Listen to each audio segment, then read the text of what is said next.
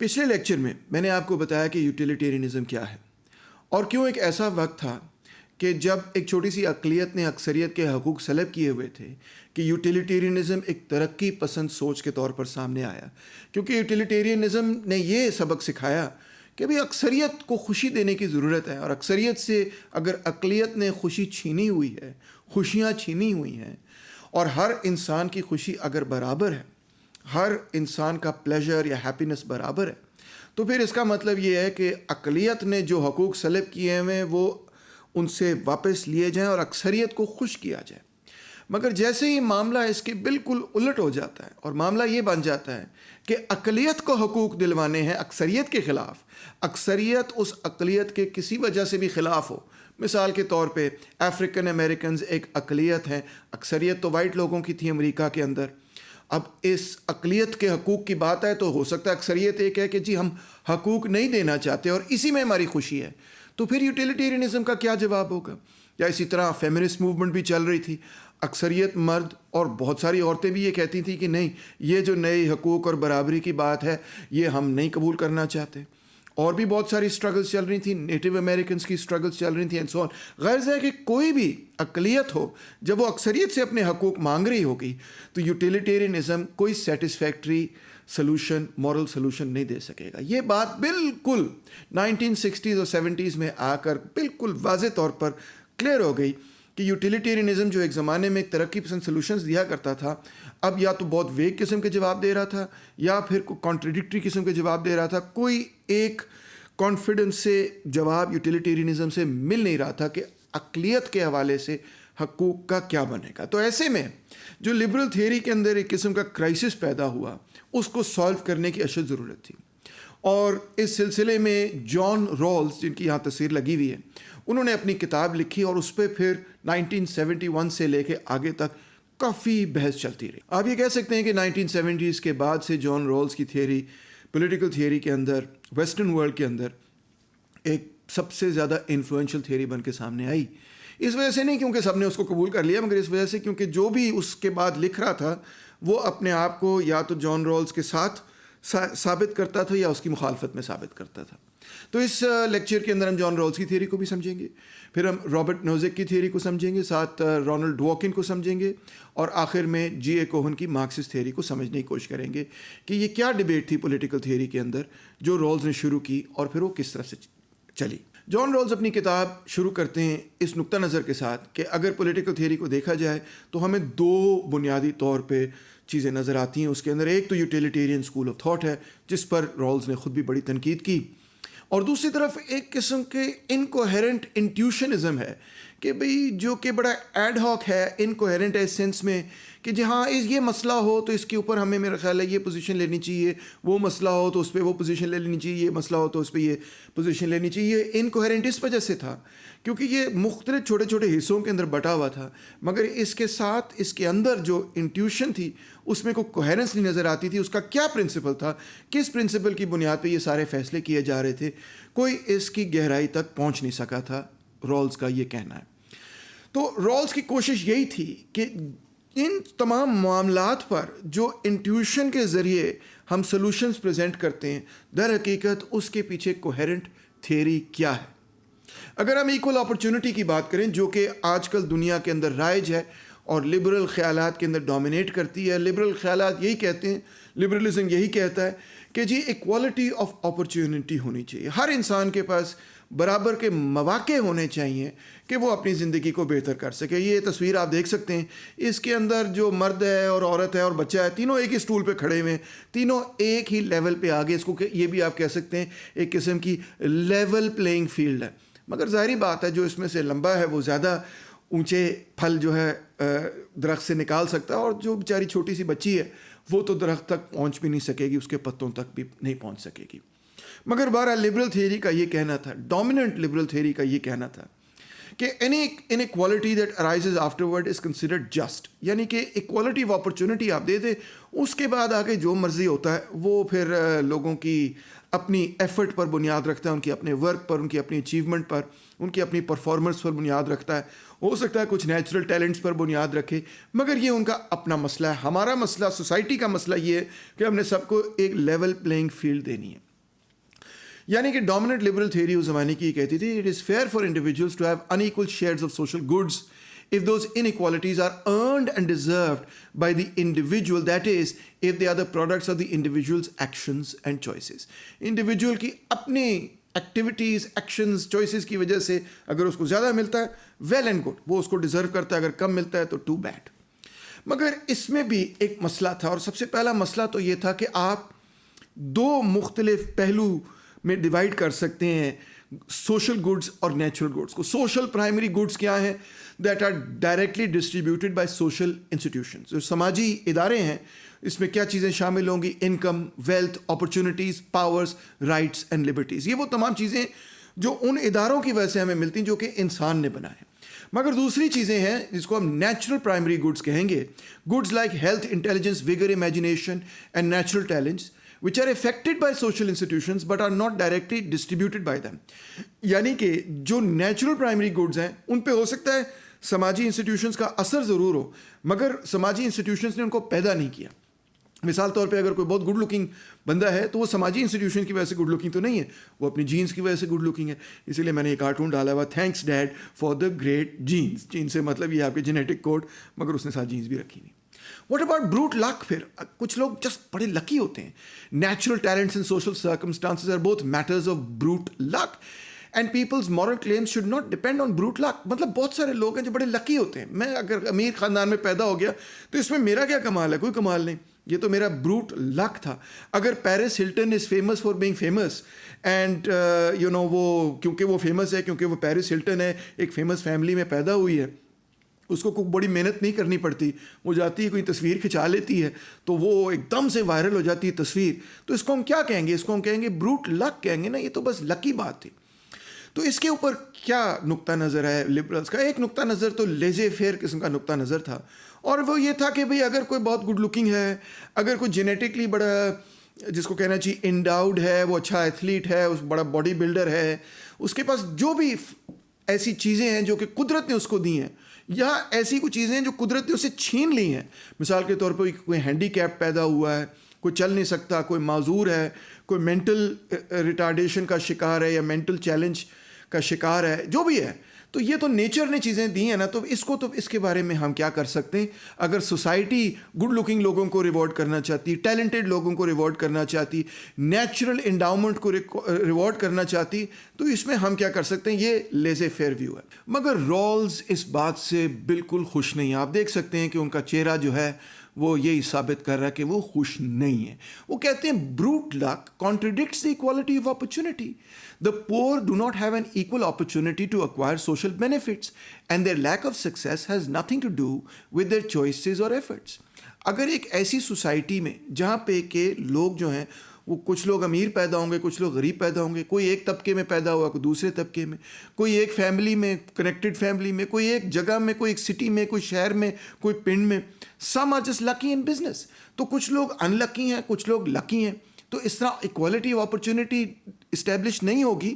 اور دوسرا معاملہ یہ ہوگا کہ جو ریوارڈز لوگوں کو ملتے ہیں وہ تو لک پر بنیاد رکھیں گے، نہ کہ ایفرٹ پر، ہارڈ ورک پر، اچیومنٹ پر، پرفارمنس پر بنیاد رکھیں.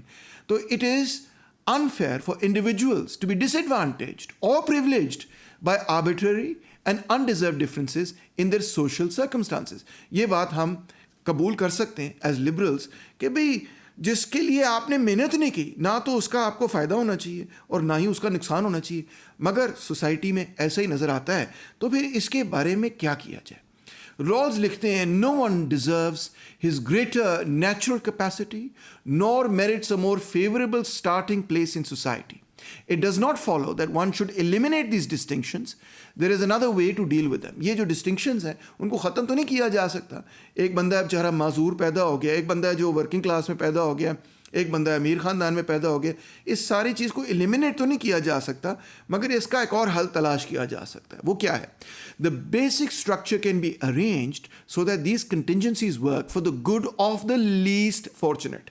یعنی کہ مانا کہ سوسائٹی کے اندر لا برابری ہے، مگر اگر اس لا برابری کے نتیجے میں غریبوں کو فائدہ ہو جائے، ان لوگوں کو فائدہ ہو جائے جو لیسٹ فارچونیٹ ہیں، تو پھر اس لا برابری کا کم سے کم کوئی اچھا پازیٹیو جواز ہے. Thus we are led to the difference principle if we wish to set up the social system so that no one gains or loses from his arbitrary place in the distribution of natural assets or his initial position in society without giving or receiving compensating advantages in return.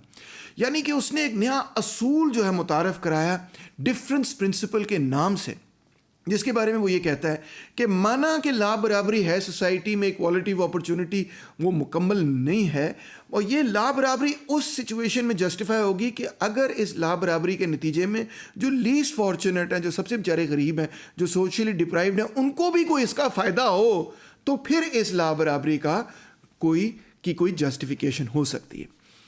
رالز لکھتے ہیں ایک thought experiment کریں جس کو original position یا veil of ignorance بھی کہا جاتا ہے. وہ کہتے ہیں no one knows his place in society, his class position اور social status, nor does anyone know his fortune in the distribution of natural assets and abilities, his intelligence, strength and the like. یعنی کہ وہ کہتا ہے suppose کریں ایک thought experiment جس میں آپ کو نہیں پتہ کہ سوسائٹی کا اسٹرکچر کیا ہوگا اور آپ اس سوشل اسٹرکچر میں کہاں پہ فٹ ہوں گے، آپ کس سوشل اسٹیٹس پہ جائیں گے. ٹھیک ہے، آپ اس سوسائٹی سے باہر ہیں اور آپ نے اس سوسائٹی کو ڈیزائن کرنا ہے، یہ سوچنا ہے کہ کیسی سوسائٹی ہونی چاہیے، مگر آپ کو یہ نہیں پتا کہ آپ خود اس سوسائٹی میں کہاں پہ فٹ ہوں گے. I shall even assume that the parties do not know their conception of the good or their special psychological propensities. The principles of justice are chosen behind a veil of ignorance. یعنی آپ کو نہیں پتا کہ آپ کی special talent کیا ہے، اور لہٰذا آپ جو ہیں وہ یہ نہیں بتا سکتے کہ آپ سوسائٹی میں کہاں فٹ ہوں گے، کون سا کام کریں گے، اس کام کو آپ کا کتنا فائدہ ہوگا. پھر آپ یہ سوچیں کہ اگر آپ اس ویل آف اگنورینس کے پیچھے ہیں اور آپ کو ایک سوسائٹی کا اسٹرکچر بنانا ہے یا اس سوسائٹی کے اسٹرکچر کے بارے میں سوچنا ہے، تو آپ کس قسم کی سوسائٹی چاہیں گے.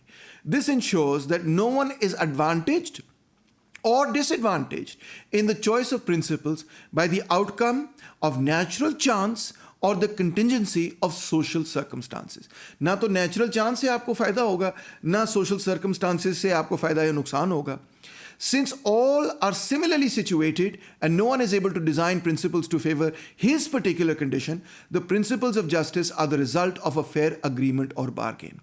اگر سب کے لیے وہ برابر ہو کہ ہمیں نہیں پتا کہ ہم کہاں پہ فٹ ہوں گے، تو پھر ہم کوئی ایسا پرنسپل آف جسٹس نکال سکیں گے جو کہ ایک فیئر اگریمنٹ بارگین پر بنیاد رکھے گا، اور اس کا نام ہے the difference principal. John Rawls کہتا ہے you maximise what you would get if you wound up in the minimum or worst off position.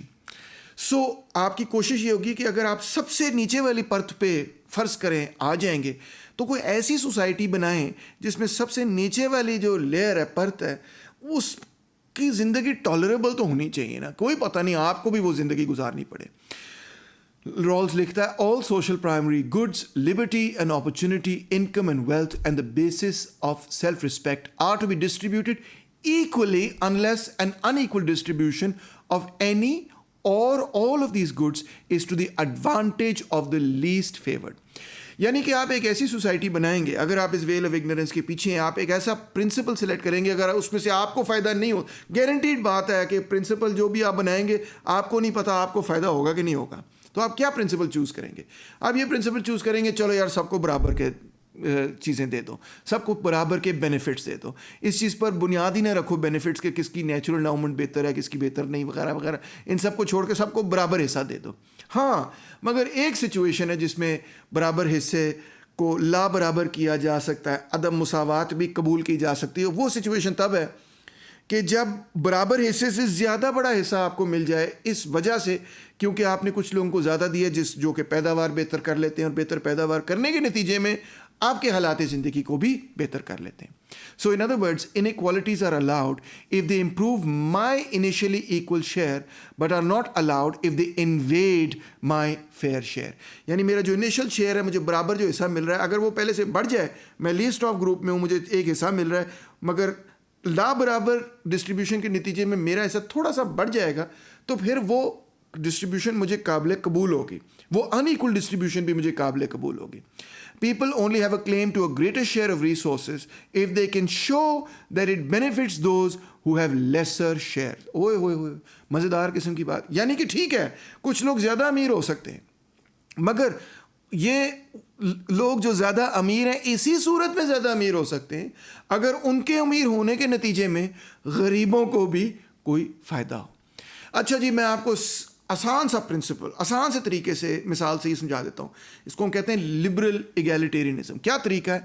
فرض کریں کہ ایک کیک آپ کے سامنے پڑا ہے، آپ کو نہیں پتا کہ آپ کو کیک کا کون سا حصہ ملنا ہے، تو آپ کیسے چاہیں گے وہ کیک کیسے کٹے؟ آپ یہی کہیں گے کہ یار مجھے نہیں پتا کون سا حصہ مجھے ملے گا، تو میں کیک کو برابر حصے میں کاٹ دوں گا، سب کو برابر حصہ مل جائے، مجھے بھی اتنا حصہ ملے گا جتنا کسی دوسرے کو ملے گا. ٹھیک ہے، تو آپ کیک کو برابر حصے میں بانٹ دیں گے. اگر آپ کو میں یہ بتاؤں کہ نہیں، فلاں بندے کو آپ اگر تھوڑا سا کیک زیادہ دے دیں گے تو اس کے نتیجے میں وہ کیک کا سائز بڑا ہو جائے گا، اوور آل سائز کیک کا بڑا ہو جائے گا، اور آپ کو جو حصہ ملنا تھا، ایکول حصہ جو ملنا تھا، وہ حصہ بھی بڑا ہو جائے گا. تو پھر کیا آپ قبول کر لیں گے؟ ہاں، پھر آپ شاید قبول کر لیں، کیونکہ ویسے تو آپ کو ایک حصہ ملنا تھا جو برابر حصہ ملنا تھا، مگر اب کیونکہ آپ نے کسی کو لا برابر حصہ دے دیا اور اس سے کیک کا سائز ہی بڑا ہو گیا، کیک ہی بڑا ہو گیا، تو آپ کا حصہ بھی بڑا ہو گیا. تو اس وجہ سے آپ کہیں گے ٹھیک ہے یار، یہ لا برابری قابل قبول ہے کیونکہ اس سے مجھے بھی فائدہ ہے. تو یہ تو بڑی مزیدار قسم کی بات لگتی، بڑا اچھا قسم کا لبرل اصول اس نے انٹروڈیوس کیا، مگر اس میں بھی تنقید تو ہونی تھی، آپ کو اندازہ ہے. اب تنقید اس پہ یہ ہوئی کہ Rawls defines the worst off position entirely in terms of people's position of social primary goods, rights, opportunities, wealth. یعنی کہ وہ جب یہ کہتا ہے کہ جو ورس آف لوگ ہیں ان کو بھی فائدہ ہونا چاہیے، تو رالز کی مراد اس سے کون سے لوگ ہیں؟ وہ لوگ نہیں ہیں جن کو نیچرل ٹیلنٹس نہیں ملے، بلکہ وہ لوگ ہیں جن کو سوشل پرائمری گڈز نہیں ملے، یعنی کہ ان کو ویلتھ نہیں ملی، ان کو رائٹس نہیں ملے، ان کو انکم نہیں ملی، اس طرح کی چیزیں نہیں ملی. So two people are equally well off for roles if they have the same bundle of social primary goods, even though one person may be untalented, physically handicapped or mentally disabled. یعنی کہ rules کی کوشش یہ ہے کہ جو لوگ، جن لوگوں کو سوشل پرائمری گڈز کم ملے ان کو کچھ کمپنسیشن کسی قسم کی ملے، مگر جن کو نیچرل پرائمری گڈز کم ملے ہیں ان کے حوالے سے رولز کی تھیوری تھوڑی سی فیل ہو جاتی ہے، اس وجہ سے کیونکہ ورسٹ آف پوزیشن کی ڈیفینیشن ہی رولز نے اس طرح سے کی کہ جن لوگوں کے پاس سوشل پرائمری گڈز یعنی انکم وغیرہ نہ ہو، یعنی کہ جو لوگ غریب ہوں. Hence Rawls theory compensates those who are socially disadvantaged, but it fails to make the same case for compensating those who are naturally disadvantaged. ایک تو اس پہ یہ تنقید کی گئی، مگر اس سے بھی زیادہ بڑھ کر جو اہم تنقید ہے وہ رابرٹ نوزک نے کی، اور اس نے یہ کہا کہ فرض کریں کہ دو بندوں کو ایک برابر پیس آف لینڈ ملتا ہے. ٹھیک ہے، دو لوگوں کو ایک زمین کا حصہ ملتا ہے. ایک جو ہے وہ کھیتی باڑی کرتا ہے اور اس میں سے ہل چلاتا ہے، پودے ڈالتا ہے، وہاں پہ اگاتا ہے اور اس میں محنت ڈالتا ہے اپنی. The other builds a tennis court. دوسرا جو ہے اس کو ٹینس کھیلنے کا شوق ہے اور ٹینس وہ بھی اسی طرح کھیلتا ہے، لمبا لیٹ کے، کچھ بھی نہیں کر رہا ہوتا، بس کچھ بھی نہیں کرنا ہے، لیٹ جانا ہے گھاس پہ جا کے. دا گارڈنر جو فارمر ہے وہ تو امیر ہو جائے گا، ٹھیک ہے، کیونکہ وہ محنت کرے گا، محنت کر کے وہ کچھ اگائے گا، اگا کے وہ اس کو بیچے گا مارکیٹ کے اندر، مارکیٹ سے کچھ پیسے کمائے گا، and so on so forth. اس طرح چلتا رہے گا تو آہستہ آہستہ اس کے پاس پیسے بڑھ جائیں گے. اور جو ٹینس پلیئر ہے جس نے کوئی پروڈکٹیو یوز ہی نہیں کیا زمین کا اور کوئی محنت ہی نہیں کی، تو وہ موج والی زندگی تو گزارے گا مگر وہ امیر نہیں ہوگا. اب ڈفرینس پرنسپل یاد رکھیں. ڈفرینس پرنسپل کیا تھا کہ انیکوالٹی اس صورتحال میں قابل قبول ہے اگر اس سے جو لیسٹ ویل آف ہے، جو غریب ہے، اس کو فائدہ ہے. اب یہاں پہ فارمر جو کہ محنت کر رہا ہے وہ امیر ہے اور جو بندہ محنت نہیں کر رہا وہ غریب ہے. مگر ہم نے یہ کہا تھا کہ غریب کا بھی حصہ بڑھے گا. ڈفرینس پرنسپل کی بنیاد پہ ہم نے یہ کہا نا کہ جب غریب کا حصہ بھی بڑھے گا تب ہم لا برابری قبول کریں گے. اس کا مطلب ہے کہ جو فارمر ہے، جو اپنی محنت سے وہ ساری دولت کماتا ہے، اس کے اوپر ٹیکس لگے گا اور اس کا ایک حصہ ٹیکس کے ذریعے جو ہے اس بندے کو ملے گا جس نے بائی چوائس کام ہی نہیں کیا تھا. یار یہ تو کچھ مسئلہ غلط ہو گیا. If the tennis player does not benefit from the inequality, then the government should transfer some of her income to him in order to equalize income. یہ تو مسئلہ غلط ہے. اس کا مطلب ہے ڈفرینس پرنسپل کے نتیجے میں ہم ایک ایسے نتیجے پہ پہنچے ہیں، ہم ایک ایسی پالیسی پہ پہنچے ہیں جس میں ہم سبسڈائز کر رہے ہیں ٹینس پلیئر کو for his desire for leisure. وہ لیجر کر رہا ہے، وہ موج کر رہا ہے، وہ کچھ کام نہیں کر رہا اور ہم اس کو سبسڈی دے رہے ہیں کیونکہ ہی از لیسٹ ویل آف. اگر کوئی غریب اس وجہ سے کیونکہ وہ کام نہیں کرنا چاہتا، تو کیا پھر جو امیر کام کر کے پیسے کماتا ہے اس کی ذمہ داری بنتی ہے کہ اس کے بھی پیسے جو ہیں وہ اس غریب کو جائیں انڈر دا ڈفرینس پرنسپل؟ تو یہی شاید بات بنتی ہے. مگر یہ تو پھر کچھ انجسٹ قسم کی بات لگتی ہے جی، اس کا کیا کیا جائے؟ ہاں ہم how can we subsidise choices? Unfortunately, the difference principle does not make any such distinction between chosen and unchosen inequalities. ہاں unchosen inequality ہو تو پھر تو اس کو کمپنسیٹ کرنا چاہیے. ٹھیک ہے، میں مانتا ہوں کہ بھئی وہ بیچارہ غریب خاندان میں پیدا ہوا، خوب اس نے محنت کی، مگر کیونکہ وہ غریب پیدا ہوا تو اس کی محنت کا جو رزلٹ نکلنا تھا وہ نکلا ہی نہیں، اس کی اپنی اس میں کوئی غلطی نہیں، تو کیا اس کو کچھ کمپنسیشن ملنی چاہیے؟ رولز کا پرنسپل کہتا ہے بالکل اس کو ملنی چاہیے. مگر وہی اسی پرنسپل کی بنیاد پہ اگر ہم ان لوگوں کو بھی کمپنسیٹ کرنا شروع کر دیں جو سارا دن بیچ پہ بیٹھے رہتے ہیں اور کوئی کام ہی نہیں کرتے، تو پھر تو شاید معاملہ ٹھیک نہ رہے، کیونکہ they don't necessarily deserve it. Hence one possible result of the difference principle is to make some people pay for others' choices. Should it be the case that those with the least income are, like the tennis player, in that position by choice? So اگر آپ نے choice کی ہے کہ آپ جو ہے ledger prefer کرتے ہیں اور آپ کام نہیں کرنا چاہتے، تو پھر کیا آپ کو کراس سبسڈی ملنی چاہیے؟ نوزک کا خیال ہے کہ بالکل آپ کو نہیں ملنی چاہیے. اس کا مطلب یہ ہے کہ رولز کی جو اسکیم ہے اس میں معاملہ کچھ ایسے ہونا چاہیے کہ it should be endowment insensitive and ambition sensitive. Ambition sensitive سے مطلب یہ ہے کہ ہمیں یہ دیکھنا چاہیے کہ اگر آپ کی چوائس سے آپ غریب ہیں تو پھر آپ کو کوئی سبسڈی نہیں ملنی چاہیے، آپ کو انسٹیڈ کام کرنا چاہیے. اب اس سے ہم رائٹ لبرٹیرین نقطہ نظر کی طرف جاتے ہیں. اپنی کتاب اینارکی اسٹیٹ اینڈ یوٹوپیا میں رابرٹ نوزیک کہتے ہیں کہ جسٹس کا کوئی تعلق نہیں ہے to mitigate the differential effects of the social and natural lottery. ایک سوشل لاٹری ہے کہ بھئی امیر خاندان میں کوئی پیدا ہو گیا، کوئی غریب خاندان میں پیدا ہو گیا، اور ایک نیچرل لاٹری ہے کہ کوئی ٹیلنٹڈ پیدا ہو گیا، کوئی ٹیلنٹڈ نہیں پیدا ہوا، کوئی معذور پیدا ہو گیا. یہ ایک قسم کی لاٹری ہے، لک ہے، بروٹ لک ہے. مگر نوزک کہتا ہے کہ جسٹس کی یہ کوئی پیمانہ نہیں ہے کہ جو لوگ لکی ہیں سوشلی یا نیچرلی وہ ان لوگوں کو کمپنسیٹ کریں جو ان لکی ہے. کیوں؟ کیونکہ کہتا ہے کہ اصل میں رائٹس کی بنیاد ہے historical entitlement theory. Historical entitlement theory کیا ہے؟ Entitlements have near absolute importance. وہ کہتا ہے and implied that they can be defeated if at all only in exceptional circumstances, for example when catastrophic moral horror would otherwise be unavoidable. یعنی کہ جن لوگوں کے پاس جو ملکیت ہے ان کے پاس وہ ملکیت اس وجہ سے ہے کیونکہ انہوں نے اس کے لیے کوئی کام کیا، they are entitled to that property, اور ان سے آپ وہ ملکیت نہیں چھین سکتے کیونکہ بھائی جان انہوں نے کچھ کیا ہے جس کی وجہ سے ان کے پاس وہ پراپرٹی. انہوں نے کیا کیا ہے؟ نوزک یہ کہتا ہے کہ دیکھیں جی، انہوں نے وہ کیا جو جان لاک نے بیان کیا کہ جب کوئی انسان اپنی محنت قدرت کے ساتھ مکس کر کے کوئی قدرت میں سے کچھ چیز نکالتا ہے، کچھ چیز بناتا ہے، تو پھر کیونکہ اس کی باڈی، اس کی اپنی پراپرٹی ہے، اپنی پراپرٹی جب اس نے قدرت کے ساتھ مکس کر کے کوئی نئی چیز بنائی، تو وہ جو نئی چیز بنی وہ کس کی ہونی چاہیے؟ وہ اسی کی ہونی چاہیے جس نے وہ محنت کی ہے، کسی اور کی وہ نہیں ہونی چاہیے. سو ہاں، اس میں دو کنڈیشن ضرور ہیں. ایک کنڈیشن یہ ہے دا سفیشنسی پروویژو، جس کا مطلب یہ ہے کہ there must be enough left over for others, کہ ہاں اگر میں پانی نکال رہا ہوں کسی دریا سے تو اوروں کے لیے بہت پانی پڑا ہے، میں یہ تو نہیں کہ سارا پانی پی گیا اور دوسروں کے لیے کوئی بچا نہیں، تو اس کا مطلب ہے یہ ٹھیک ہے. تو Nozick argues that as long as everyone is better off after appropriation then that appropriation is just. اگر میں تھوڑا بڑا حصہ بھی لے جاتا ہوں نو پرابلم، اگر سائز آف دا پائی میں اضافہ ہے، اگر ساروں کے ویلفیئر میں اضافہ ہے، اگر اوور آل اکانومی گرو کر رہی ہے، تو اگر میں زیادہ بڑا حصہ بھی لے جاؤں نو بگ ڈیل. اسپوائلیج پروویژو یہ کہتا ہے the owner must not spoil the fruits of nature, یعنی کہ اگر میں نے قدرت سے پھل بوٹی وغیرہ جمع کی ہے تو وہ پھل میں کھا لوں، ٹھیک ہے، نو پرابلم، مگر اس کو ضائع نہ کرو. Nozick only insist that a person کی not acquire a monopoly control over certain goods such as water supply.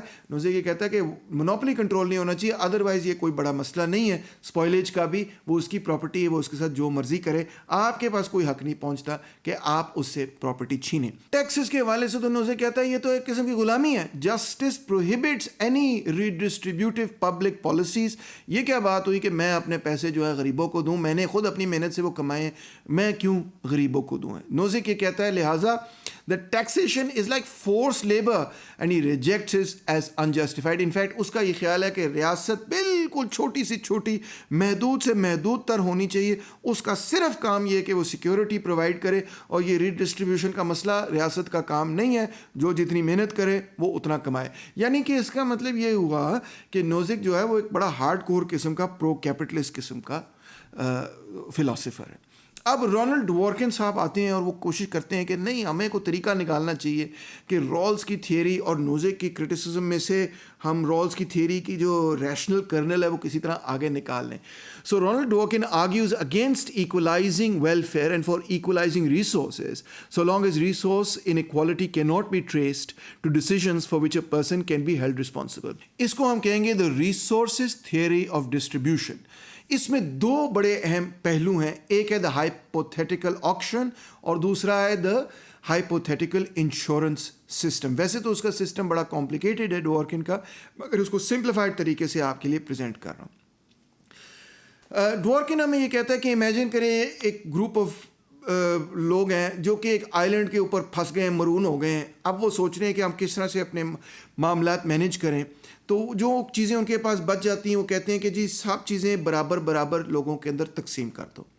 اب وہ سب چیزیں برابر برابر تقسیم کر دیتے ہیں, مگر کیونکہ لوگوں کی ٹیسٹ اینڈ پریفرنسز ڈفرینٹ ہیں, تو اگرچہ ہر بندے کو برابر چیز ملی ہے, مگر پھر بھی کچھ لوگ چاہیں گے کہ نہیں یہ چیز مجھے اپنی نہیں چاہیے, مجھے وہ والی چیز چاہیے. تو یہ کیسے مینیج کیا جا سکتا ہے؟ آپ آکشن سیٹ اپ کر سکتے ہیں, یعنی آپ ایک مارکیٹ سیٹ اپ کر سکتے ہیں. یعنی یہ آپ اجازت دیں لوگوں کو کہ اگر وہ آپس میں ٹریڈ کرنا چاہتے ہیں, چیزیں جو ہے تبدیل کرنا چاہتے ہیں, اپنے بنڈل آف گڈس کو تبدیل کرنا چاہتے ہیں, تو ان کو اس کی اجازت ہونی چاہیے.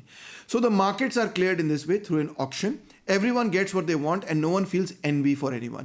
اس کو وہ نام دیتا ہے envy ٹیسٹ, یعنی کہ ہر بندے کو وہ چیز مل جاتی جو اس کی ڈیزائر ہے, and no one can be made better off without making somebody else worse off. تو اس کا مطلب یہ ہے کہ اب ایک optimum distribution ہو گئی, 100% تو نہیں ہوگی مگر pretty good ہو جائے گی. So each person gets the bundle that they themselves chose. انہوں نے خود فیصلہ کیا کہ ہمیں یہ چیز چاہیے. لو جی, اب سب کو وہ بنڈل تو مل گیا جو کہ ان کی خواہش کے قریب قریب تھا, مگر ایک اور معاملہ بھی ہے, اور وہ وہی والا معاملہ ہے کہ جو نیچرل پرائمری گڈز ہیں وہ تو برابر تقسیم نہیں ہیں. کچھ لوگ ہیں جو کہ ہینڈی کیپڈ ہیں, کسی نہ کسی حوالے سے کچھ زیادہ اسکلڈ ہیں, کچھ کم اسکلڈ ہیں, کسی کا کچھ مسئلہ ہے, کسی کا کچھ مسئلہ ہے. تو اس کو کیسے برابر کیا جائے؟ The handicapped person faces extra burdens in leading a good life. بڑی obvious سی بات ہے, اس کو زیادہ پیسے خرچ کرنے پڑیں گے اپنی زندگی کو اسی طرح سے گزارنے کے لیے جیسے کہ ایک عام بندہ گزار سکتا ہے. Why not pay for all those extra costs before the auction, Dworkin پوچھتا ہے, out of the general stock of social resources and then divide up the remaining resources equally through the auction. یعنی کہ جو لوگ naturally ڈس ایڈوانٹیجڈ ہیں, سب سے پہلے آپ ان کو ایک لیول پہ لے کے آئیں. کامن اسٹاک جو کامن چیزیں ہیں ساری, اس میں سے سب لوگوں کو ایک لیول پہ لے کے آئیں, اور پھر اس کے بعد جو باقی بچ جاتا ہے اس کو برابر حصوں کے اندر تقسیم کر لیں, اور پھر اس کے بعد آکشن کی اجازت دیں. تو پھر دیکھیں سارا مسئلہ شاید حل ہو جائے. Before the auction we give the disadvantage enough social goods to compensate for their unchosen inequality in natural assets. اب کیا مسئلہ حل ہو جائے؟ ہاں کچھ حد تک, مگر پھر بھی full equality of circumstance is impossible. What is the second best option? Since luck will play a significant role in their lives, we create a hypothetical insurance market against misfortune. کسی نہ کسی وجہ سے ہو سکتا ہے کہ کسی کے بنڈل آف گڈس کو آگ لگ گئی, بارش آ گئی, پانی میں گر گئی وغیرہ وغیرہ, تو اس بیچارے کا کیا ہوگا؟ وہ رہ جائے گا ان بنڈل آف گڈ سے, کھانے پینے سے؟ نہیں, اس کے لیے بھی کوئی انشورنس پالیسی ہونی چاہیے کہ اوہو یار اس کے ساتھ زیادتی ہوگی کوئی نہ کوئی, چلو ہم اپنا حصہ تھوڑا تھوڑا اس میں سے دے دیتے ہیں. اب اس کے لیے ایک انشورنس مارکیٹ سیٹ اپ ہوگی, ہائپوتھیٹیکل, ایکچوئل نہیں, hypothetical insurance market. The insurance market will also reflect the choices people make, and the tax system will duplicate this result. Income tax can be thought of as premiums on social insurance. تو اس طرح ڈورکن یہ کہتا ہے کہ بھائی ٹھیک ہے, آپ نے سب سے پہلے تو یہ کیا کہ جو نیچرلی ڈس ایڈوانٹیج تھے ان کو کمپنسیٹ کر دیا, پھر جو کامن چیزیں رہ گئی ان کو برابر تقسیم کر دیا, آکشن الاؤ کر دی. اب ہر بندے کے پاس نیچرل ڈس ایڈوانٹیج بھی برابر ہو گئی, اور ہر بندے کے پاس وہ چیز مل گئی جو اس کو چاہیے تھی. مگر پھر بھی ہو سکتا ہے کسی کے ساتھ بیڈ لک ہو جائے اور اس کی چیز خراب ہو جائے, کسی کے ساتھ گڈ لک بھی ہو سکتا ہے. مگر جو بیڈ لک جن لوگوں کے ساتھ ہوتا ہے ان کے لیے بھی کوئی انشورنس ہونی چاہیے نا, کہ وہ بھوکے تو نہیں مرے. تو اس وجہ سے ایک ہم ہائپوتھیٹیکل انشورنس مارکیٹ یہاں پہ کریٹ کریں گے جس سے انشور ہوگا کہ جن لوگوں کے ساتھ کوئی حادثہ ہو جائے وہ بھی بچے رہیں. سو individuals may get good or bad bundle of goods or insurance, but they have arrived at this by their own choice. جو بھی انہوں نے اب اپنے ریسورسز انشورنس میں ڈالے ہیں, اور انسٹنس وہ تھوڑی سی چیزیں جو ہے اپنی نکال کے دے سکتے ہیں ایک کامن پول کے اندر کہ یہ انشورنس فنڈ ہے جی, اگر اس مسئلہ ہوا کمیٹی ڈال لیں گے ہم, یا جو بھی مسئلہ ہوا تو اس میں سے جس بھی ہمارے ممبر کو کے ساتھ کوئی زیادتی ہوئی, بیڈ لک ہوئی, اس میں سے اس کو ہم یہ پیسے دے دیں گے یا یہ اس کو چیزیں دے دیں گے تاکہ وہ بچا رہے. تو اس طرح کر کے آپ دیکھیں کہ بیسکلی ڈوارکن کوشش یہ کر رہا ہے کہ مارکیٹ میکنزمز کو استعمال کیا جائے, آکشن کے میکنزمز اور انشورنس کے میکنزمز کو استعمال کیا جائے ہائپوتھیٹیکلی اسپیکنگ, جس سے کہ سوشل اور نیچرل جو انیکوالٹیز ہیں ان کا خاتمہ ہو اور سب لوگوں کو ایکوالٹی آف اپرچونٹی بھی ملے اور بیڈ لک کے خلاف وہ انشورڈ بھی ہوں. ہوئے ہوئے اتنا کچھ کر لیا, اب کیا پرابلم ہے بھائی, ابھی بھی کوئی نہ کوئی غلط مسئلہ نکل آئے گا. Dworkin tries to make the Rawlsian system choice sensitive, but it is almost impossible to implement in the real world policy choices. یہ بڑا مشکل ہے implement کرنا. پہلی بات تو یہ, there is no way of measuring in the real world what people's relative advantages and disadvantages are. People with equal talents develop unequally over time. سو آپ کیسے میجر کریں گے کہ ان کے ایڈوانٹیجز اور ڈس ایڈوانٹیجز, نیچرل ایڈوانٹیجز اور ڈس ایڈوانٹیجز, سوشل ایڈوانٹیجز اور ڈس advantages کو میجر کرنا ایک تو بہت ہی مشکل ہے. دوسری بات, no insurance system will fully compensate a person for lacking talent اور more accurately lacking marketable talents. اگر کوئی بندہ جو ہے فار انسٹنس معذور پیدا ہوتا ہے یا ایون مینٹلی چیلنجڈ پیدا ہوتا ہے, آپ اس کو جتنے مرضی پیسے دے دیں تو وہ کمپنسیشن ناکافی رہے گی ہمیشہ کمپیئر ٹو اس بندے کی ابیلٹی یا ٹیلنٹ کے مقابلے میں جو کہ ایک نارمل آدمی. یعنی کہ آپ ایک بندے کو جو کہ معذور ہے, لیٹ سے وہ مینٹلی چیلنجڈ ہے, پیسے دے سکتے ہیں, مگر کیا آپ اتنے پیسے اس کو دے سکیں گے کہ اس کے نتیجے میں وہ اسی لیول پہ آ جائے جہاں پہ ایک نارمل آدمی آپریٹ کر رہا ہے؟ This is very difficult if not impossible. کچھ ایسی چیزیں ہیں جن کو آپ مکمل طور پہ کمپنسیٹ کر ہی نہیں سکتے. Thirdly, envy test can be violated when unexpected things occur. Dworkin's scheme assumes an unachievable knowledge of future events. یعنی کہ اگر کسی کی چیزوں میں پانی گر گیا یا کہیں پہ آگ لگ گئی, unexpected کوئی چیز ہوئی, تو پھر وہ جو انوی ٹیسٹ تھا کہ بھائی نو بڈی از انویس آف اینی بڈی ایلس, ہاں ٹھیک ہے اس کو انشورنس میں سے کچھ پیسے مل جائیں گے, وہ بچ جائے گا, مگر پھر بھی انوی ٹیسٹ اب فیل ہو جائے گا کیونکہ وہ یہ کہے گا یار میرے ساتھ زیادتی ہوئی, انشورنس میں تو مجھے بس بیئر منیمم ملا نا, میں پہلے سے تو پیچھے آ گیا نا بیڈ لک کی وجہ سے. تو اس وجہ سے وہ یہی محسوس کرے گا کہ بھئی he is envious of his neighbors. تو بھئی یہ پھر بڑا مسئلہ بن گیا. بہرحال ڈورکن اور رولز کے آئیڈیاز کی بنیاد پہ کئی مختلف سکیمز ڈسکس ہو چکی ہیں. ایک ہے stake holder society, give everyone a one-time lump sum stake of $80,000 when they graduate from high school, financed by a 2% wealth tax. ہر بندے کو $80,000 آپ دیں, یہ اس کا اسٹیک ہے سوسائٹی کے اندر, اب وہ اس کو جس طرح مرضی استعمال کریں. یا بیسک انکم کا ایک پروپوزل ہے, guaranteed and unconditional basic income سے $5,000 per year that is given to everyone whether employed or not. اس طرح سے کچھ برابری پیدا ہو جائے. کوپون کیپٹلزم ایک اور آئیڈیا ہے. Each young adult would receive a portfolio of stocks in the nation's firms intended to give her a per capita share of the nation's profits. اس طرح سے آپ ایکولائز کر سکتے ہیں. یا کمپنسیٹری ایجوکیشن, یعنی کہ جو غریب لوگ ہیں ان کے بچوں کو آپ تعلیم جو ہے وہ پرووائڈ کر دیں, اور فری تعلیم, مفت تعلیم وغیرہ پرووائڈ کر دیں, ان کی سکلز ڈیولپمنٹ میں مدد کر دیں. یا ایگیلیٹیرین پلانر کر لیں, سٹیزنس کو آپ کیٹیگرائز کریں بائی انیکوالٹیز, اور پھر اس کے حساب سے ایک پلاننگ کے تحت ان کو کمپنسیشن وغیرہ آفر کریں. یعنی یہ ساری چیزیں جو ہیں ڈسکس ہوئیں. اب ہم آخری تنقید کی طرف آتے ہیں, نقطہ نظر کی طرف, پرسپیکٹیو کی طرف آتے ہیں. وہ ہے جی اے کوہن, جو مارکسی نقطہ نظر رکھتا ہے. کوہن کہتے ہیں کہ capitalism gives people freedom only to buy and sell labour. یہ جو کیپٹلسٹ فریڈم کی آپ بات کر رہے ہیں, یہ کون سا فریڈم ہے؟ یہ صرف فریڈم آف ٹریڈ ہے. اور فریڈم آف ٹریڈ کو اوور آل پولیٹیکل فریڈم یا اوور آل پرسنل فریڈم یا اوور آل فریڈم کے ساتھ ایکویٹ کرنا بالکل درست نہیں ہے. یہ کوئی کمپریہنسو فریڈم کی بات نہیں ہو رہی. لبرلس کی سب سے بڑی مسٹیک یہ ہے, they falsely equate capitalism with the free society. Capitalist society کو نیسسرلی فری سوسائٹی نہیں ہے, صرف اس میں جو فریڈم گارنٹیڈ ہے وہ بائنگ اینڈ سیلنگ کا فریڈم ہے, باقی فریڈم کوئی گارنٹیڈ نہیں. مثال کے طور پہ freedom from hunger capitalist society میں گارنٹیڈ نہیں ہے, freedom from poverty capitalist society میں گارنٹیڈ نہیں ہے. غریب لوگ کیپٹلسٹ سوسائٹی کے اندر پائے جاتے ہیں انلیس کہ کوئی ویلفیئر اسٹیٹ ہو, مگر وہ تو کیپٹلزم کا حصہ نہیں ہے نا, وہ تو کیپٹلزم کے اوپر ایک امپوزیشن ہے. So for liberals, freedom comes to be defined in terms of private property and any infringement of it is a reduction of freedom. Liberals کے لیے freedom کا ایک ہی پیمانہ ہے کہ پرائیویٹ پراپرٹی فری ہونی چاہیے اور اس کے ساتھ ساتھ یہ کہ جناب علی بائنگ اینڈ سیلنگ کی فریڈم ہونی چاہیے. یہ انہوں نے ساری کی ساری فریڈمس کے کانسیپٹ کو, لبرٹی کے کانسیپٹ کو اس ایک کانسیپٹ کے اندر جو ہے وہ ایکویٹ کر دیا ہے, اور یہ درست نہیں ہے. اب وہ ایک ایگزامپل دیتا ہے, کہتا ہے let's imagine Mr Morgan's yacht, یعنی ان کی کشتی. Mr Morgan owns a yacht, ان کے پاس ایک کشتی ہے. You want to sell it for one day, returning it without any damage done to it. آپ ایک دن کے لیے اس کو استعمال کرنا چاہتے ہیں.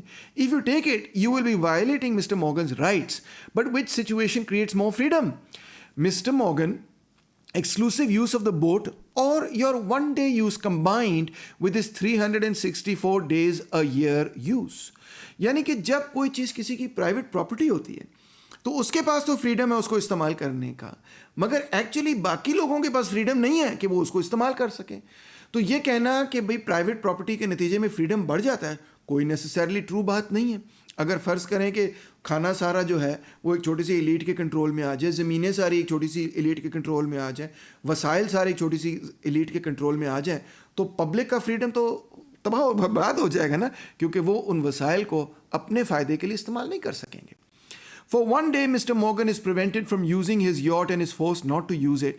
His freedom has indeed been restricted. But Mr. Morgan's private property rights prevent you from using the yacht for 365 days in the year and force you not to use it. یہ سمجھنا کہ پرائیویٹ پراپرٹی جو ہے اس سے over all freedom expand ہوتا ہے, یہ actually totally incorrect ہے.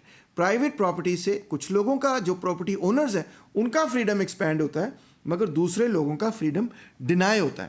یعنی کہ یہ کوئی ایبسولوٹ لیول آف فریڈم کی ایکسپینشن نہیں ہے, بلکہ یہ ایک قسم کا ریلیٹیو فریڈم ہے, اور کسی سے فریڈم چھینا جا رہا ہے جس کی عوض دوسرے کو فریڈم دیا جا رہا ہے. So if economic freedom is defined as the freedom to use goods and services then it restricts freedom whenever it grants it. یعنی کہ اگر یہی فریڈم ہے کی ڈیفینیشن ہے کہ آپ بائی اینڈ سیل کر سکیں, آپ پرائیویٹ پراپرٹی اپنی خود استعمال کر سکیں, تو جہاں پہ ہم کہتے ہیں کہ یہ دیکھو یہ فریڈم گرانٹ کیا گیا ہے پراپرٹی اونر کو, تو وہاں پہ آپ کو یہ بھی کنسیڈ کرنا پڑے گا کہ یہ فریڈم لیا گیا ان لوگوں سے جو اس پراپرٹی کی اونرشپ میں شامل نہیں. Mister Morgan's freedom to use his yacht correlates directly to your unfreedom to use it. یہ بہت امپورٹنٹ آرگیومنٹ اس لیے ہے کیونکہ actually freedom of property is also unfreedom of the propertyless, یہ وہ کہنے کی کوشش کر رہا ہے. So if economic freedom is the freedom to buy and sell, that is exchange products, then this looks better for capitalists, but it is an extremely restricted definition of economic freedom. شاید آپ یہ کہیں کہ but Mr. Morgan owned the boat. ٹھیک ہے, میں مانتا ہوں Mr. Morgan owned the boat, مگر پھر یہ بات بھی کنسیڈر کریں. فرض کریں پرسن اے اور بی ہیں اور دونوں نیبرز ہیں, and H owns a set of household implements such as lawn mower, saws, paint brushes وغیرہ وغیرہ, ٹولز ہیں مختلف ان کے پاس. H owns what the other lacks. ٹھیک ہے, جو ٹولز میرے پاس ہیں وہ آپ کے پاس نہیں, جو آپ کے پاس ہیں وہ میرے پاس نہیں. اب وہ ہماری پراپرٹیز ہیں. ٹھیک ہے, اب کیونکہ وہ میری پراپرٹی تو آپ اس کو استعمال نہیں کر سکتے. بٹ سپوز کوہن صاحب کہتے ہیں کہ آپ ایک کمیونسٹ پرنسپل انٹروڈیوس کرتے ہیں.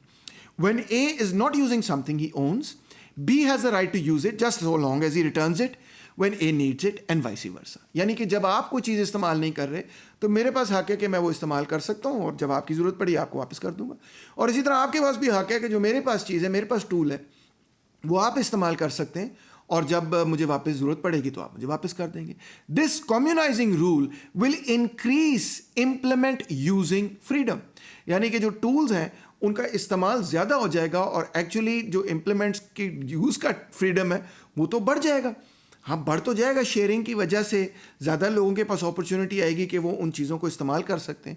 مگر کیپٹلسٹ یہ کہتا ہے کہ بٹ دے کین ٹریڈ، وہ تجارت بھی تو کر سکتے ہیں. کہتا ہے ہاں اے اور بی آپس میں ٹریڈ بھی کر سکتے ہیں، کانٹریکٹ بھی کر سکتے ہیں، مگر مسئلہ یہ ہے کہ اے اور بی تو میری ازمپشن میں ایک دوسرے کے تقریباً برابر تھے. آپ کے پاس بھی اتنے ٹولز تھے جتنے میرے پاس ٹولز تھے، آپ کے پاس بھی اتنی دولت تھی جتنی میرے پاس دولت تھی. مگر جب ہم ورکر اور کیپٹلسٹ کی بات کرتے ہیں تو وہ تو بالکل ایک دوسرے کے برابر نہیں ہے. کیپٹلسٹ تو بہت طاقتور ہے، اس کے پاس پیسے ہیں، ورکر کے پاس کوئی پیسے نہیں. اب جو ان دونوں کے درمیان کانٹریکٹ ہوگا وہ کبھی بھی کوئی برابر کانٹریکٹ نہیں ہوگا. In fact because the capitalist owns the means of production and the worker doesn't own any means of production, worker کے پاس ذرائع پیداوار ہیں کوئی نہیں، سارے ذرائع پیداوار کیپٹلسٹ کے پاس ہیں، تو ورکر کے پاس کوئی خاص بارگیننگ پاور ہے ہی نہیں اس کانٹریکٹ. نوزک صاحب نے یہ فرمایا تھا کہ جناب یاری جو اپنی محنت مکس کرتا ہے کسی چیز کے ساتھ وہ چیز اسی کی ہونی چاہیے، اسی کی پراپرٹی ہونی چاہیے. اگر یہ کرائٹیریا ہے لاک کا تو پھر جو ساری دولت بنی ہوئی ہے وہ تو مزدوروں نے، محنت کشوں نے بنائی ہے، محنت کرنے والے لوگوں نے بنائی ہے، تو یہ ساری تو محنت کشوں کی ہونی چاہیے. بینکرز تو اپنی کوئی محنت نہیں مکس کر رہے اس کے اندر، وہ تو بینک کے اندر پیسے ڈال دیتے ہیں، وہ پھر آگے انڈسٹریلسٹ استعمال کرتا ہے اور چلو وہ کوئی پروڈکٹ بنتا ہے، تو بینکرز کو پھر کیوں پیسے ملتے ہیں وغیرہ وغیرہ. اس پہ جان لاک کی آرگیومنٹ یہ تھی کہ the turfs my servant has cut are my turfs. But this is wrong, کوہن کہتا ہے, because the capitalist buys labor power and sells labor. یعنی کہ جب کیپٹلسٹ جو ہے وہ ورکر کو پیسے دیتا ہے، دیہڑی دیتا ہے کہ آ کے کام کریں، تو اس سے وہ کیا خریدتا ہے؟ اس سے وہ خریدتا ہے لیبر پاور. لیبر پاور کی جو کاسٹ آف پروڈکشن ہے وہ ہے جو کہ لیبر پاور کو بنانے میں جاتی ہے. مگر لیبر پاور جب خود ایکٹ کرتا ہے اور کام کرتا ہے تو وہ اپنی ویجز سے بہت زیادہ پیداوار کر لیتا ہے، اور یہی وجہ ہے کہ کیپٹلسٹ اس کو نوکری دیتا ہے. کیپٹلسٹ اس کو ملازمت یا نوکری دے ہی نہ اگر جتنے پیسے کیپٹلسٹ اس کو پکڑا رہا ہے اتنے ہی پیسے کی وہ پیداوار کر کے دے. بلکہ کیپٹلسٹ اس کو نوکری دیتا ہی اس مقصد کے لیے ہے کہ جتنے پیسے وہ دے رہا ہے، فرض کریں 30,000 روپے تنخواہ دے رہا ہے، تو وہ کم سے کم 60,000 روپے کی پیداوار کر کے دے گا تو کیپٹلسٹ کوئی منافع میں جائے گا نا، ادروائز تو وہ منافع میں جا ہی نہیں سکتا. Hence the difference between labour and labour power is profit and also interest بھی اسی بنیاد پہ ہے اور رینٹ بھی اسی بنیاد پہ. اور کارل مارکس نے ثابت کیا کہ کیپٹلزم تو ایک ایکسپلائٹیو سسٹم ہے، ایک استحصالی نظام ہے. تو نوزک اس پوری آرگیومنٹ کو اسکپ اوور کر جاتا ہے، اس کا کوئی جواب ہی نہیں دیتا اور شاید دے بھی نہیں سکتا. یہ تو ہو گئی جی اے کوہن کی تنقید رابرٹ نوزک کی تھیوری پر، کیونکہ اس نے بیسکلی ایک مارکسسٹ تنقید کی کہ جناب عالی یہ جو کیپٹلسٹ سسٹم ہے اس کے اندر جو کانٹریکٹ ہے ورکر اور کیپٹلسٹ کے درمیان وہ ان ایکول ہے. مگر کوہن جو ہے وہ رولز پر بھی تنقید کرتا ہے اور کہتا ہے imagine if you are in the top quarter. فرض کریں کہ آپ ٹاپ کوارٹر میں ہیں، آپ بہت امیر آدمی ہیں، مگر آپ رولز کی کتاب پڑھتے ہیں اور کہتے ہیں ہاں یار یہ تو بڑی اچھی بات کر رہا ہے. What motivations will you have in the real world assuming you endorse Rawls's theory? Rawls assumes that human motivations as a whole can rise above the social structures of society. In fact, social structures determine how people behave. Rawls کی assumption یہ ہے کہ ہم veil of ignorance کے پیچھے جب جائیں گے ایک تھاٹ ایکسپیریمنٹ میں، تو ہم اپنے سارے ریئل انٹرسٹ کو چھوڑتے ہوئے، اپنے سیلفش انٹرسٹ کو چھوڑتے ہوئے یہ کہیں گے ہاں یار یہ جو ڈسٹریبیوشن ہے اس کو ختم ہونا چاہیے، دوسری ڈسٹریبیوشن جو ہے اس کو اڈاپٹ کرنا چاہیے، لائک اے ٹپیکل لبرل. کیونکہ رولز کی ایزمپشن یہ ہے کہ ہماری جو ویلیوز ہیں، ہماری جو ایتھکس ہیں، ہماری جو موریلٹی ہے وہ کسی ایبسٹریکشن میں ریشنلٹی کے ذریعے طے ہو سکتی ہے. جبکہ کوہن کا کہنا یہ کہ ایسا نہیں ہے، ہماری سوشل سرکمسٹانسز ہی ہماری ریشنلٹی کو بھی ڈٹرمن کرتے ہیں، ہمارے انٹرسٹ کو ڈٹرمن کرتے ہیں، ہماری موریلٹی کو ڈٹرمن کرتے ہیں. تو جو 1% ٹاپ میں لوگ بیٹھے ہیں وہ کبھی بھی اپنی پریویلیجز نہیں چھوڑنا چاہیں گے. رولز کی تھیوری اگر پڑھ بھی لیں گے تو وہ اپنی پریویلیجز نہیں چھوڑنا چاہیں گے. The rich will not just grow a moral conscience and give up their privileges for the poor. ایسے ہوتا بھی نہیں ہے اور ایسے ہو بھی نہیں سکتا. لیں جی اب کنکلوژن کی طرف بڑھتے ہیں. ہم نے 4 مختلف تھیوریز کو پڑھا. سب سے پہلے رولز کو دیکھتے ہیں. رولز نے یہ کہا کہ ہاں جی لا برابری ہو سکتی ہے، عدم مساوات ہو سکتی ہیں، مگر صرف اس صورت میں وہ جسٹیفائی ہوگی کہ جب عدم مساوات کے نتیجے میں جو سب سے غریب ہیں ان کو بھی کوئی فائدہ ہو. مگر اس پر تنقید یہ کی گئی کہ اس میں ان لوگوں کو بھی فائدہ ہو جائے گا جو خود کوئی کام نہیں کرنا چاہتے. نوزک نے اس کے مقابلے میں یہ کہا کہ نہیں جناب عالی، حقوق کا کوئی اس ری ڈسٹریبیوشن سے تعلق نہیں ہے، اس کا تو تعلق ہے ہسٹوریکل انٹائٹلمنٹ سے۔ ری ڈسٹریبیوشن کی جسٹیفیکیشن صرف اس صورت میں دی جا سکتی ہے اگر سوسائٹی تباہ و برباد ہو رہی ہو یا کوئی ہریکین آ گیا ہو، اس طرح کی کوئی چیز ہو رہی، تو پھر میں مانتا ہوں ری ڈسٹریبیوشن وغیرہ ہو سکتی ہے، کوئی نیچرل کلیمٹی ہو جائے، ایسا کوئی معاملہ ہو۔ مگر اس کے علاوہ ری ڈسٹریبیوشن کی آرگیومنٹ جو ہے وہ درست نہیں ہے، کیونکہ جس نے جو محنت کی ہے اسی کی وہ پراپرٹی ہونی چاہیے اور اس سے وہ پراپرٹی چھیننی نہیں چاہیے۔ ڈورکن صاحب سامنے آتے ہیں، وہ کہتے ہیں کہ جی اگر ہم ایک ہائپوتھیٹیکل آکشن مارکیٹ اور ہائپوتھیٹیکل انشورنس مارکیٹ کریٹ کر دیں جس سے نیچرل بھی اور سوشل انیکوالٹیز میٹیگیٹ ہو جائیں، یعنی کہ کم ہو جائیں، تو اس کے نتیجے میں ہم کوئی ایسا نظام بنا سکتے ہیں ٹیکسز کے ذریعے اور سوشل سپینڈنگ کے ذریعے جس میں کہ ایکوالٹی آف اپرچونٹی کا معاملہ جو ہے وہ عوام تک پہنچایا جا سکے۔ آپ غور کر سکتے ہیں کہ اسی پروپوزل، اسی سوچ کے تحت سارے ویلفیئر اسٹیٹس وغیرہ بھی، جدید ویلفیئر اسٹیٹس کم سے کم چلتے ہیں۔ کوہن نے آخر میں آ کے یہ کہا کہ liberty under capitalism is only the freedom to buy and sell, کہ لبرلز جو ہیں وہ تو یہی کہہ رہے ہیں کہ کیپٹلزم اس لیے فری ہے کیونکہ اس میں خرید و فروخت جو ہے وہ فری ہے، مگر در حقیقت یہ سرمایہ داری نظام تو ایک استحصالی نظام ہے، اور سرمایہ دار اور مزدور کے درمیان جو کانٹریکٹ ہے وہ اس حقیقت کو چھپاتا ہے کہ سرمایہ دار مزدور کا استحصال کرتا ہے کیونکہ وہ لیبر پاور خریدتا ہے اور آگے اس سے لیبر نکال کے تو آگے چیز مہنگی بیچ کے تو منافع اپنے پاس رکھ لیتا ہے۔ اس کا مطلب یہ ہے کہ فریڈم صرف اسی صورت آگے بڑھے گا جب سوشلزم کا قیام ہوگا۔ تو اس طرح آپ نے رولز کی تھیوری، نوزک کی تھیوری، ڈورکن اور کوہن کی تھیوری کو پڑھا۔ امید ہے کہ اب آپ کو پولیٹیکل تھیوری میں اور زیادہ دلچسپی پیدا ہوگی۔ اگر آپ کی کوئی سوال ہیں تو ضرور تحریر میں مجھے لکھ کر بھیجیے، میں جواب دینے کی کوشش کروں گا۔ Thank you so much.